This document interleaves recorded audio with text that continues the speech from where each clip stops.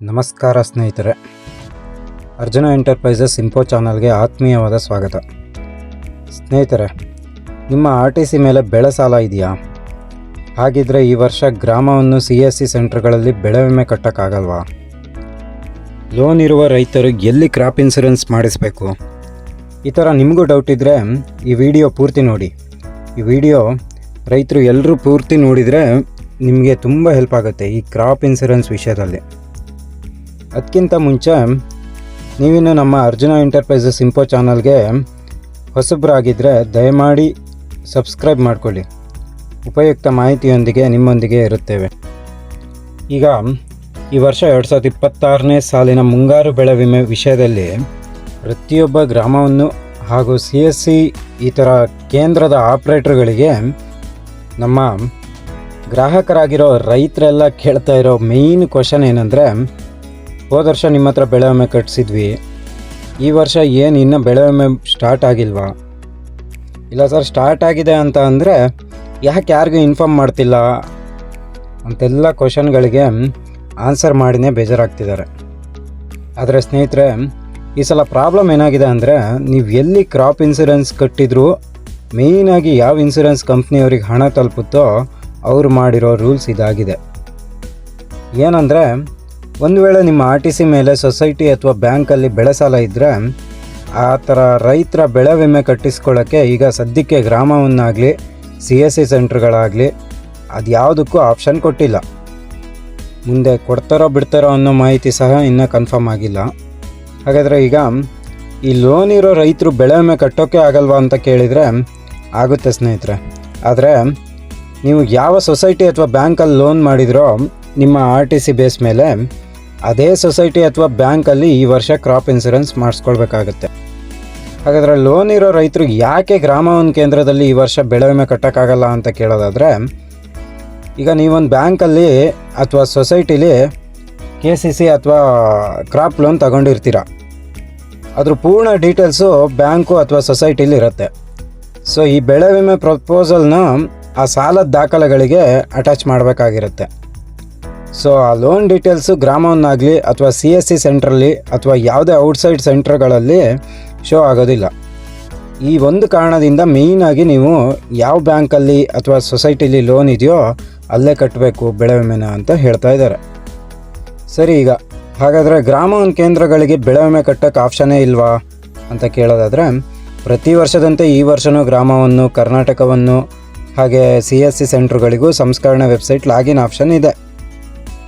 ಆದರೆ ಈ ವರ್ಷ ಯಾರು ಸೊಸೈಟಿ ಅಥವಾ ಬ್ಯಾಂಕಲ್ಲಿ ಲೋನ್ ಮಾಡಿರೋದೇ ಇಲ್ವೋ ಅಂಥವ್ರು ಮಾತ್ರ ಈ ಸಲ ಗ್ರಾಮವನ್ ಕೇಂದ್ರ ಆಗಲಿ ಅಥವಾ ಆಗಲೇ ಹೇಳ್ದಂಗೆ ಹೊರಗಡೆ ಸೆಂಟ್ರ್ಗಳಲ್ಲಿ ಬೆಳೆ ವಿಮೆ ಕಟ್ಬೋದು.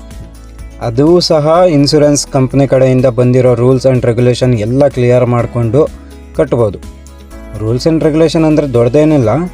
ಗ್ರಾಮವನ್ನು ಅಥವಾ CSC ಇಂಥ ಸೆಂಟ್ರ್ಗಳಲ್ಲಿ ಕ್ರಾಪ್ ಇನ್ಸೂರೆನ್ಸ್ ಕಟ್ತೀನಿ ಅಂತ ಬರೋ ಪ್ರತಿಯೊಬ್ಬ ನಾನ್ ಲೋನಿ ರೈತರು ಸಹ ಒಂದು ಸೆಲ್ಫ್ ಡಿಕ್ಲರೇಷನ್ನ ಬರೆದು ಕೊಟ್ಟು ನೆಕ್ಸ್ಟು ಇನ್ಸೂರೆನ್ಸ್ ಮಾಡಿಸ್ಕೊಬೇಕಾಗತ್ತೆ. ಆ ಸೆಲ್ಫ್ ಡಿಕ್ಲರೇಷನಲ್ಲಿ ಏನಿರುತ್ತೆ ಅಂತ ಅಂದರೆ, ನಾನು ಈ ವರ್ಷ ಬೆಳೆ ವಿಮೆ ಕಟ್ತಾ ಇರೋ RTC ಮೇಲೆ ಅಥವಾ ಸರ್ವೆ ನಂಬರ್ ಮೇಲೆ ಯಾವುದೇ ಬ್ಯಾಂಕ್ ಅಥವಾ ಸೊಸೈಟಿಯಲ್ಲಿ ಲೋನ್ ಇರೋದಿಲ್ಲ. ಒಂದು ವೇಳೆ ಈಗ ಕಟ್ಟಿರೋ RTC ಮೇಲೆ ಬೆಳೆ ಸಾಲ ಕಂಡು ಬಂದಲ್ಲಿ ವಿಮಾ ಸಂಸ್ಥೆಯು ನನ್ನ ಅರ್ಜಿ ತಿರಸ್ಕರಿಸೋ ಅಥವಾ ರದ್ದುಪಡಿಸುವ ಪೂರ್ಣ ಅಧಿಕಾರ ನೀಡಿರುತ್ತೇನೆ ಎಂದು ಸ್ವಯಂ ಘೋಷಣೆ ಬರ್ಕೊಡ್ಬೇಕಾಗತ್ತೆ. ಸ್ನೇಹಿತರೆ, ಮುಂದಿನ ದಿನಗಳಲ್ಲಿ ಈ ಮಾರ್ಗಸೂಚಿಗಳೆಲ್ಲ ಬದಲಾಗ್ಬೋದು ಅಥವಾ ಬದಲಾಗ್ದೇ ಇರ್ಬೋದು. ಆದ್ದರಿಂದ ಕೊನೆಯ ದಿನಾಂಕದ ತನಕ ಕಾಯ್ದೆ ಬೆಳೆ ವಿಮೆ ಹಾಕಬೇಕು ಅಂತ ಅಂದ್ಕೊಂಡಿದ್ರೆ, ಅದರಲ್ಲಿ ನಿಮಗೇನಾದರೂ ಸಾಲ ಇದ್ದರೆ ಅದು ಯಾವ ಬ್ಯಾಂಕ್ ಅಥವಾ ಸೊಸೈಟಿಲಿ ಸಾಲ ಇದೆಯೋ ಅಲ್ಲೇ ಕ್ರಾಪ್ ಇನ್ಸೂರೆನ್ಸ್ ಮಾಡಿಸ್ಕೊಳ್ಳಿ. ಒಂದು ವೇಳೆ ನಿಮ್ದು ಯಾವುದು ಬೆಳೆ ಸಾಲ ಇಲ್ಲದೆ ಇದ್ದರೆ ಗ್ರಾಮವನ್ ಕೇಂದ್ರಕ್ಕೆ ಭೇಟಿ ನೀಡಿ ಸೆಲ್ಫ್ ಡಿಕ್ಲರೇಷನ್ ಕೊಟ್ಟು ಕ್ರಾಪ್ ಇನ್ಸೂರೆನ್ಸ್ ಕಟ್ಕೊಂಡ್ಬಿಡಿ. ಹಾಗೆ ಈ ಕ್ರಾಪ್ ಇನ್ಸೂರೆನ್ಸ್ ಬಗ್ಗೆ ಸಂಪೂರ್ಣ ಮಾಹಿತಿಗೆ ಈ ಹಿಂದೆ ನಮ್ಮ ಚಾನಲ್ನಲ್ಲಿ ಒಂದು ವಿಡಿಯೋ ಹಾಕಿದ್ವಿ. ನಿಮಗೆ ಇನ್ನೂ ಸಂಪೂರ್ಣ ಮಾಹಿತಿ ಬೇಕಾದಲ್ಲಿ ಡಿಸ್ಕ್ರಿಪ್ಷನಲ್ಲಿ ಆ ವಿಡಿಯೋ ಲಿಂಕ್ ಹಾಕಿರ್ತೀನಿ. ಯಾರಿಗಾದರೂ ಬೇಕಿದ್ದರೆ ಒಂದು ಸಲ ಚೆಕ್ ಮಾಡಿ. ಇನ್ನೂ ಒಂದು ಮಾಹಿತಿ ಏನಂದರೆ, ಈಗ ಒಬ್ಬ ರೈತ 5 RTC ಹೊಂದಿರ್ತಾರೆ ಅಂದ್ಕೊಳ್ಳಿ. ಆದರೆ ಬ್ಯಾಂಕ್ ಅಥವಾ ಸೊಸೈಟಿಲಿ 2 RTC ಮೇಲೆ ಲೋನ್ ಇರುತ್ತೆ. ಮಿಕ್ಕಿದ 3 RTCಲಿ ಯಾವುದೇ ಲೋನ್ ಇರೋದಿಲ್ಲ. ಅಂಥ 3 RTCನ ಕ್ರಾಪ್ ಇನ್ಸೂರೆನ್ಸ್ ಬೇಕಾದರೆ ಗ್ರಾಮವನ್ ಕೇಂದ್ರಗಳಲ್ಲಿ ಕಟ್ಕೊಬೋದು. ಕೊನೆಯದಾಗಿ ರೈತರೆ, ನಾನ್ ಲೋನಿ ಫಾರ್ಮರ್ಸ್ ಆಗಿರಲಿ ಅಥವಾ ಲೋನಿ ಫಾರ್ಮರ್ಸೇ ಆಗಿರಲಿ, ನೀವು ಎಲ್ಲೇ ಅರ್ಜಿ ಸಲ್ಲಿಸಿ ಪೇಮೆಂಟ್ ಆದ ನಂತರ ರಶೀದಿ ಅಥವಾ ಸ್ವೀಕೃತಿ ಪತ್ರ ಪಡೆಯೋದನ್ನ ಮಾತ್ರ ಮರಿಬೇಡಿ. ನಂತರ ಆ ಸ್ವೀಕೃತಿಯಲ್ಲಿ ನಿಮ್ಮ ಬೆಳೆ ಹೆಸರು, ಸರ್ವೆ ನಂಬರು, ಏರಿಯಾ ಅಂದರೆ ವಿಸ್ತೀರ್ಣ, ಹಾಗೆ ಬ್ಯಾಂಕ್ ಅಕೌಂಟ್ ಡೀಟೇಲ್ಸು ಎಲ್ಲದನ್ನೂ ಒಂದು ಸಲ ಚೆಕ್ ಮಾಡ್ಕೊಳ್ಳಿ. ಹಾಗೆ ಅರ್ಜಿ ಸಲ್ಲಿಸೋಕ್ಕೆ ಹೋಗ್ತಾ RTC, ಆಧಾರ್ ಕಾರ್ಡು ಹಾಗೆ ಬ್ಯಾಂಕ್ ಪಾಸ್ಬುಕ್ ತಗೊಂಡು ಹೋಗಿ. ಕೊನೆಯದಾಗಿ ಒಂದು ಮಾತೇನಂತ ಅಂದರೆ, ಕೊನೆ ದಿನಾಂಕದ ತನಕ ವೆಯ್ಟ್ ಮಾಡಬೇಡಿ. ಆದಷ್ಟು ಬೇಗ ಕ್ರಾಪ್ ಇನ್ಸೂರೆನ್ಸ್ ಕಟ್ಕೊಂಡು ಬಿಡಿ. ನೆಕ್ಸ್ಟ್ ಲಾಸ್ಟ್ ಡೇಟ್ ಟೈಮಲ್ಲಿ ಸರ್ವರ್ ಇಶ್ಯೂಸು ತುಂಬಾ ಇರ್ತವೆ.